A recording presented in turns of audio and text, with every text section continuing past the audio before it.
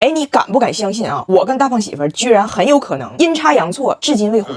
说你都不敢信，咋回事呢？Wendy 的计划呀是年前办签证，然后24号，也就是昨天来中国。结果办签证的时候呢，出现了这么一个谁也不曾想到的乌龙事件。大使馆签证处看完 Wendy 的文件说，我跟大胖媳妇的结婚证扫描件没有公章，没有法律效应，而我婆婆要办的是探亲签证，需要我作为中国公民给她发邀请函。也就是说呀，这个受理需要2个充分且必要条件：一要证明大胖媳妇是 Wendy 的儿子；二要证明我是大胖媳妇的媳妇，合法夫妻。结果啊，好巧不巧，俩都没证明了。首先要证明这个母子关系，我婆婆带去了出生证明，人家一打开没有大胖媳妇名，我婆婆都懵了。那不对，她是我生的呀。完给她老公，我公公打电话才明白，原来他家这个出生证明啊是我公公去办的。那我公公不是他亲爸吗？然后我公公当年给我这俩小姑子办出生证明的时候呢，大胖媳妇已经好几岁了，那老头当年嫌费劲没给他办，完后来就忘了。也就是说他家的户口本上没有他。然后我婆婆就回家找大胖媳妇的出生证明，他呢也不是没有证明，他就医院给他发那种随机的证明，没有父母名。也就是说大胖媳妇的出生证明啊，只能证明他出生，不能证明被谁。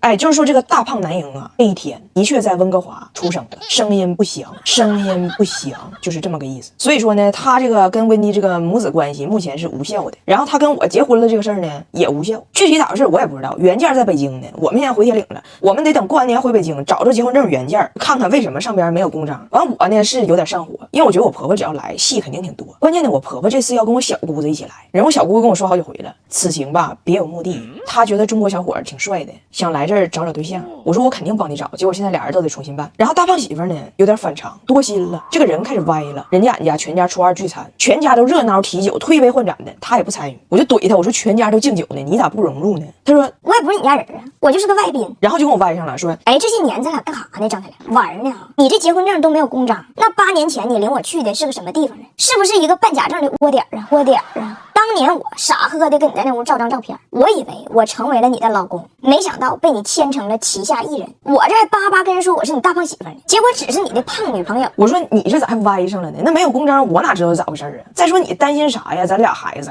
他说对呀，有俩孩子，那我咋不担心呢？有了名分我是孩子他爹，没有名分我就是未婚妈妈。总之吧，这2天坍塌了，内心嘶吼着痛苦的独白：我在哪儿？我是谁？在加拿大不能证明自己是谁，在中国也不能。我说你转移一下注意力，咱俩看电影去吧。他还看电影名，哎妈，你找的电影都骂我《流浪地球》。哎，你们大多数的人如果去想象我每天的生活，是不是感觉应该是挺幸福？有一个还不错的工作，每天回家一开门，有一个大胖娇妻给我提供一个坚实可靠的臂弯，2个可爱的孩子发出银铃般的笑声，然后我就像电视剧里独立女性大女主一样，给自己装呼的端起来一杯香槟，享受家庭和事业平衡下的幸福。完全不是。就昨天晚上我被大胖媳妇给气哭了，自己给自己关厕所，哭了10分钟。我昨天的工作特别忙，我刚出差回来，从机场直接到了一个很远的地方拍东西，拍了一下午也没拍完。这是我女儿就放学了，得有人接她。完我老公人没了，我就让阿姨替他去，结果让阿姨刚来给我打电话说找不着我女儿校车的下车点，是给我急的。那么我老公哪去了呢？人丢了。他本来是记得的，我教过他下班之后怎么去找那个地铁站，结果去地铁站的路上呢，人家饿了，顺着烤冷面那边人就去了，找到了烤冷面，也吃着了烤冷面，但不知道咋折返了。我说你不记得你路过什么地标吗？他说我记得，我是在兰州拉面那儿拐的弯。但是返程的时候，我发现有数家兰州拉面都长一样，所以他迷失兰州了。他这1个月丢4次了，而且不光是丢，就啥大事小事都得是找我帮他。每一次我不耐烦了跟他喊，他就是示弱加撒娇。那我不认识汉字嘛，那我说汉语别人听不懂嘛，那你说我怎么办？那你就帮人家嘛。然后我就没招了，我就那你说我怎么办？那我就帮人家了，他也挺可怜的，那就都我操心我管吧。有的时候我都觉得大胖媳妇表面的憨傻有可能是个世纪骗局，他实际上是个 AI， 他的出厂设置就是为了制服我生产的，我就没有招。他这个性格在视频里可能是可爱，但在现实里就是克我。最后我把他给找着了，给整回家了。一回家那是一个鸡飞狗跳啊，拿铁把载奥达的气球给咬了，然后引爆的爆炸声把自己给吓哭了，俩人撕巴起来了。我爸过来给我们做饭，问我啥东西都在哪儿。阿姨过来跟我说要给拿铁明天预约打什么什么针。我女儿过来跟我说明天学校需要什么东西，拿铁就是一个哇哇哭。因为在这个家里，每个人和每个人之间都有语言障碍，只有我是交通枢纽，只有我在这解决问题。我这个枢纽都快崩了，人我老公还没进5环呢。吃饭的时候，我这边工作之前录的一个东西，甲方一直不满意。我说现在大家都小一点声，嘘，妈妈需要录一个东西。我老公说 You need a break from work。我爸说这菜要凉了啊。我女儿说 Why？ 我儿子说啥呢？我就嫌烦，我说我吃完了，你们赶紧吃。然后我就自己回卧室里去把门一关，重新一遍遍整。你说谁工作的时候不心烦吧？等我好不容易整完的时候，我出来饿的都快突突了，我想坐下吃口饭，一口都没有了，盘子刮得干干净净，一根菜都没给我剩。我就问我老公，我说我的饭呢？他说你不是说你吃完饭了吗？我都吃了，那不能浪费。我没办法，拿起手机就给自己点外卖。那时候心里还是有一丝委屈的，就上来那个钻牛角尖的劲儿了，越心越委屈，然后自己进厕所气哭了。我老公都没明白咋回事，在外边问我，你拉肚子了？你咋这么长时间不出来呢？我说我吃着啥了？我拉肚子，我拿啥拉呀？我爸感觉到气氛不对，赶紧过来劝我，跟我说，这个男的和女的吧，天生基因就不一样。女的天生就比较会照顾人，就心细，就更容易操心；男的天生就心粗，所以你也别生气。我说我最不爱听的就是这句话。我曾经就听过一个男生说，啊，我真希望我这辈子有个姐姐，因为姐姐就是特别会照顾人，又能照顾我，又能替我照顾好爸妈。他觉得说的一点问题都没有。我就想说，你姐生下来是还债的呀，你命里缺火，你姐命里缺活，生下来就想干活，能不能不把现实问题推卸成物种问题？哪有哪个物种生下来就会照顾人，都是后天逼出来的。因为我们后天受的教育不一样，标准不一样，要求不一样，最后才导致我们会照顾人。我老公如果上一天班回来给拿铁换一片尿布，铁岭新区炸了，我奶我爷我家所有的老人都会说，哎呀妈，你看这爸爸多好。我同样也工作一天回家，甚至工作比他更累。我给孩子做饭的时候，我姥跟我说，你这孩子养的还是瘦啊，这肯定是营养还是不对，你得寻思咋给孩子补补，那瘦可不行啊。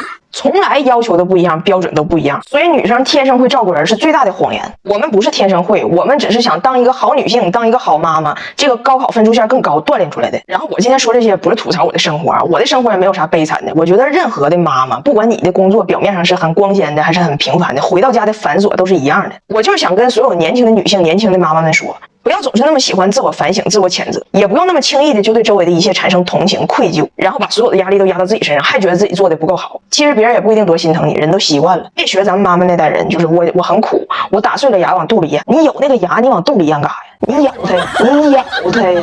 完了，大胖媳妇把我爸整丢了，落加油站了。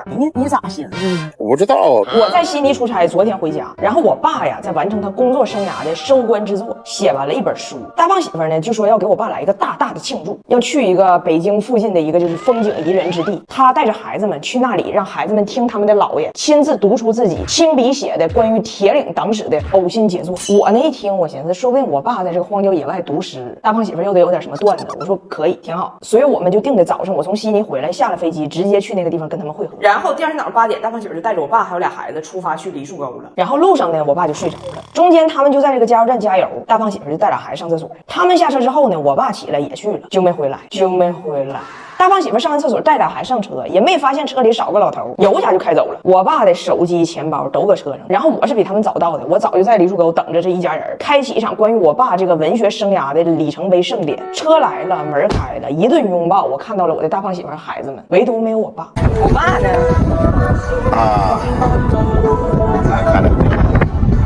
看着啥玩意看着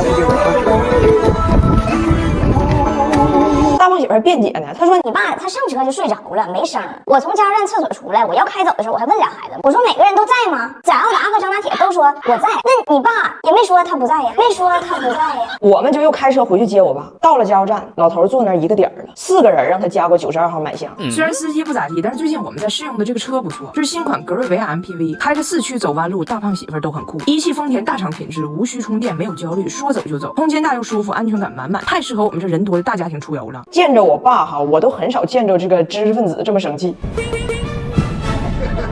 我就在这等着你们，哪找不着，这边也没有，那边也没有。没问题，没问题，没事没事。